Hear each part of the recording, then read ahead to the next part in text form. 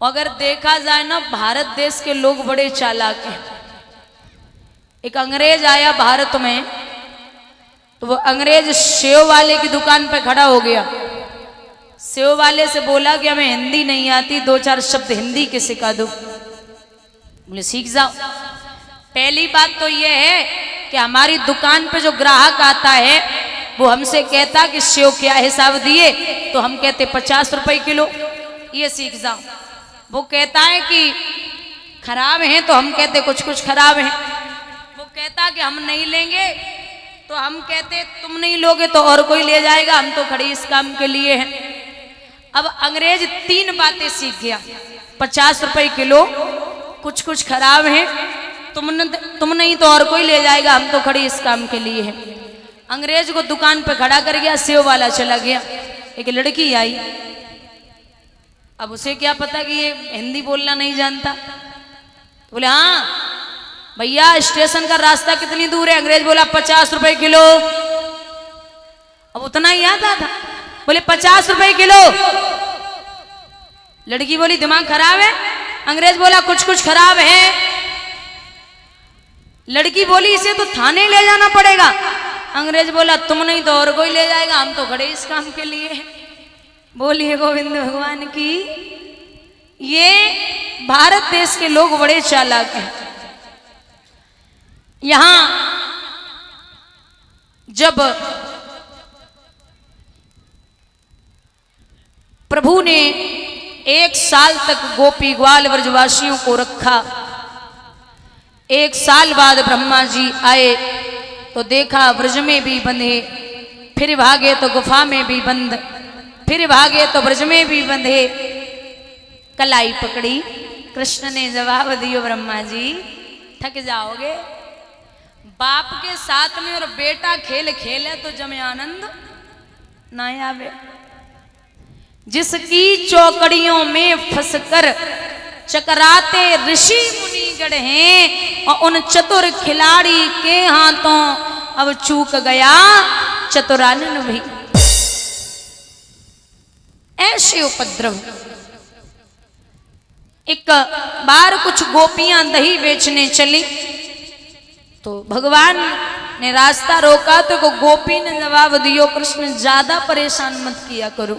क्यों? मैं कंस को खबर दे दूंगी। तो भगवान बोले धमकी दे रही है।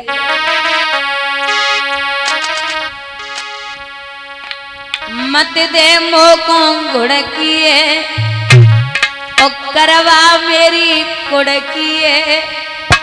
अरे कंस राज से कह करके मोको पिटवावेगी। मैं जेल में पैदा होगा, मेरी जेल करावेगी। मैं जेल में पैदा होगा, मेरी जेल करावेगी।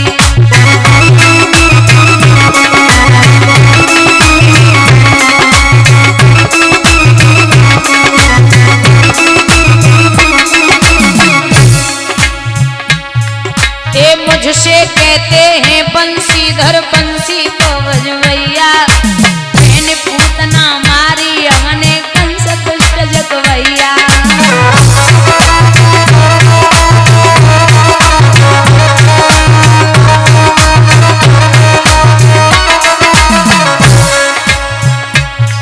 भैया जाका ना से बचाएगा तू सेल लगावेगी। मैं जेल में पैदा होगा, मेरी जेल करावेगी।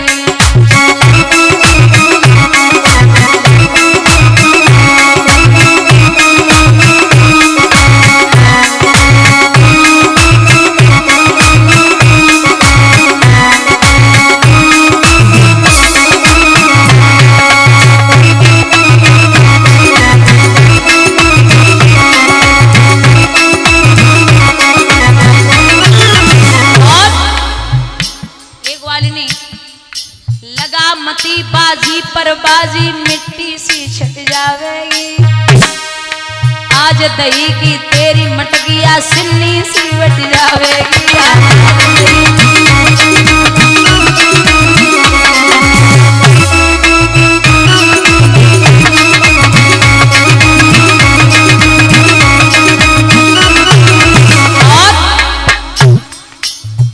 राज से कह करके का रेल चलावेगी।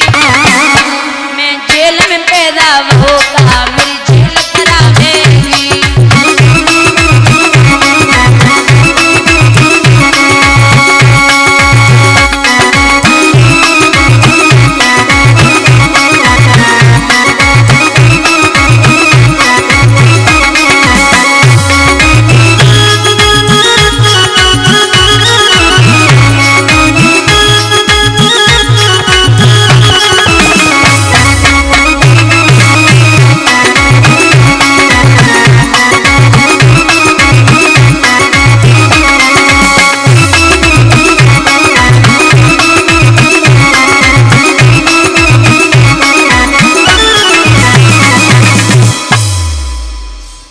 भैया जब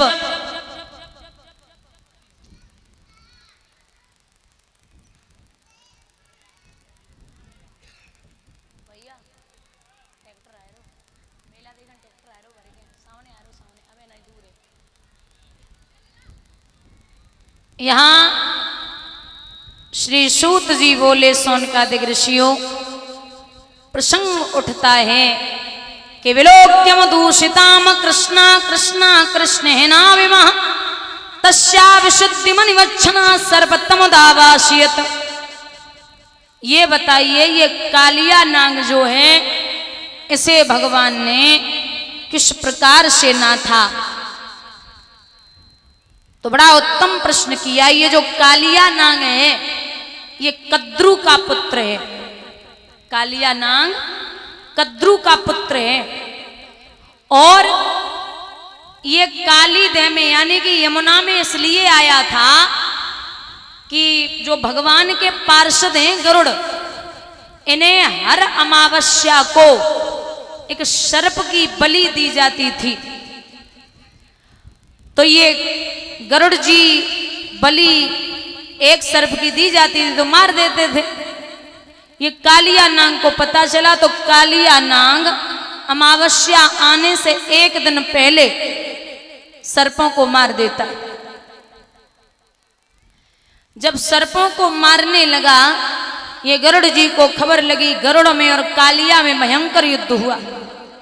इतना युद्ध हुआ कि अपने पंखों के वेग से कालिया को भगवान के पार्षद ने परास्त कर दिया। ये वहां से भागे काली देह में रहने लगे तो सौवर ऋषि ने देखा गरुड़ जी मारने जा रहे हैं, रास्ता रोका कि जाना नहीं आपकी मृत्यु हो जाएगी। इसलिए फिर ये वहीं रहने लगे। इतना विषैला पानी हो गया इनके विष से। महाराज अगर कोई गाय धोखे से पी ले तो उसकी मृत्यु हो जाए, कोई पक्षी उड़ करके निकले तो वो भी जल करके राख हो जाए। विचार किया कि इसको निकालना है। तो उसी समय एक दिन भोजराज की कचहरी लगी कंस की। बाबा नारद का पदार्पण हुआ। तालियों का साथ देते हुए बोलेंगे श्रीमन नारायण नारायण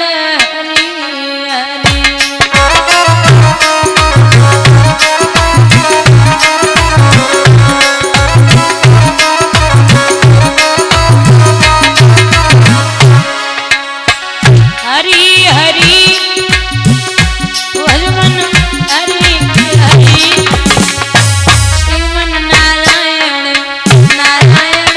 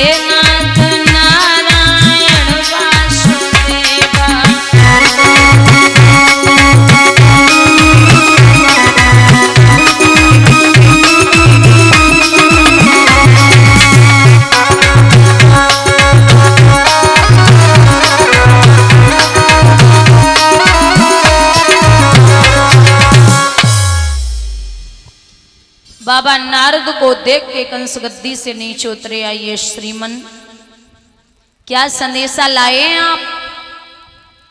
बोले राजा क्या हुआ उन दोनों का? बोले महाराज अघासुर बकासुर तृणावर धेनुकासुर सकटासुर पूतना